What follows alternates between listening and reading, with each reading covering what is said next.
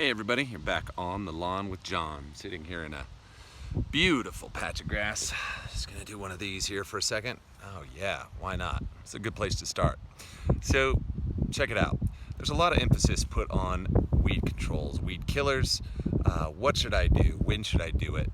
What's safe? Generally accepted. What am I worried about? My kids and my pets and all of these different kind of things. And so much pressure is put onto weed control. And in the professional side, we have to respond quickly to customers who are having weed problems, obviously, kind of kill them, treat them in the best management practice that we have, knock it out and move along. But there's so much more, okay? One thing that I've done a fair amount of teaching on, and I brought up in some lectures and things like that, is actually what your weeds are telling you, okay? Now, as you can see, I am sitting in some pretty nice turf, okay? Seems well maintained, good color, everything's pretty nice about it. Now, if we go to where the sort of stress zones would be, right down here, it's going to move slightly, okay? Here on the curbs, right here, okay? We start to run in and see a different story.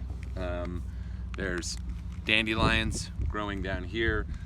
There's morning glory throughout here. There is some spurge.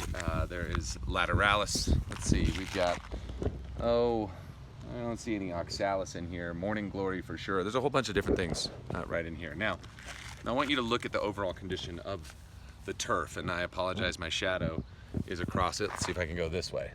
Now, what do you see? We see dry. These are clippings. That's not matting, that's just clippings that were left here to kind of knock a spot. We have open spaces. See? It's these open spaces along the curb, and those can come from heat from the curb itself that are creating those. It can come from the edger that cut through here, but we created a pocket in which now a seed is going to grow.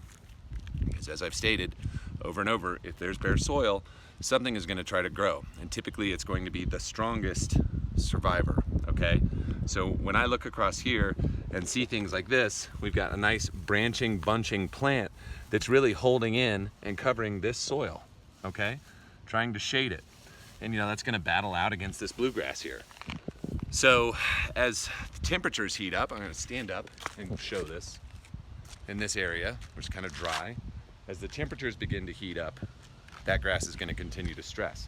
Now, you can tell there's actually good water across this thing, but anywhere where you can see that there was a slight damage, whether it was from a chemical that was used or a mower blade that got stuck or anything, excess salt where mounds of snow are pushed, here you're going to get these pockets where, look right in here, you've got soil, just soil, and then these branching to cover that soil, okay? So the weed kill is only one part of the battle. If I come through here and spray a broadleaf herbicide and I take care of all of these things, I am then going to be left with this same blank space. So what do? Okay, obviously you have to encourage the grass to grow back. That's going to take a soil balance. You may need to cover these spots. You want to get some seed back in here, whatever it takes, because every time you open up a blank space, something else is going to try to creep in there and take over. So when you're thinking about your weed controls and you've got persistent problems, persistent areas of problem, typically it's going to be in those zones around sidewalks, curbing, driveways, patios, things like that. Here under this tree also. This is a place where oftentimes grass can kind of struggle. Well, here we go. We start getting into more like dandelions and things are going to grow under here. We've got yarrow growing in over here, which is actually a sign of low K levels, all right? When we start looking at the different types of weeds, this could be some fairly compacted soil because of that shape. That shape of that weed root is like a spade, so it's driving down to try to open more space. As we come up into these dry spots, open things like here, this is purely irrigation related. Don't let anybody tell you any different. If you see a dry spot out in the middle of something, there's a difference between dry and say gray or dying. but we're gonna get into here and obviously start to see more weeds starting to come in. It just starts to open up.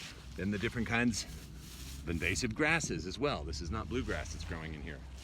So everything starts to move in. Here's some more, look at this. We've got a little more yarrow growing in here. Good, little sign of low K levels.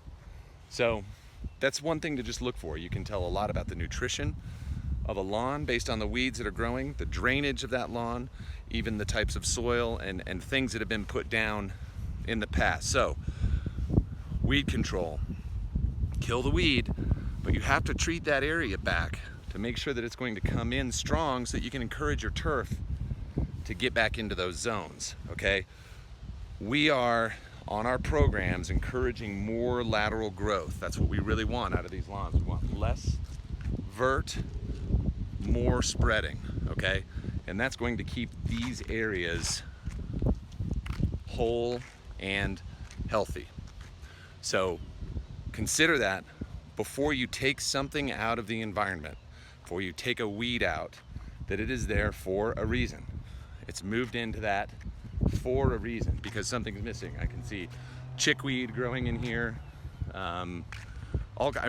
Everything. It's just looking down these edges wherever I see heat. Now, somebody came through here and actually did a bad herbicide treatment. You can tell that through here. They also have some irrigation issues, but let's look right back down here. Got more spurge growing. All right, starting to come in right there along the edges where it's hot, where it's dry, where the grass is thin. These plants right here are going to try to cover this whole area. That's now their job and their design, to try to hold that soil in place. So again, before you take something out of the environment, before you kill a weed, think about what you're going to do to encourage that grass to grow back into place, to cover that soil. Super important. So there you go. There's a quick On the Lawn with John update, and I'll see you all again real soon.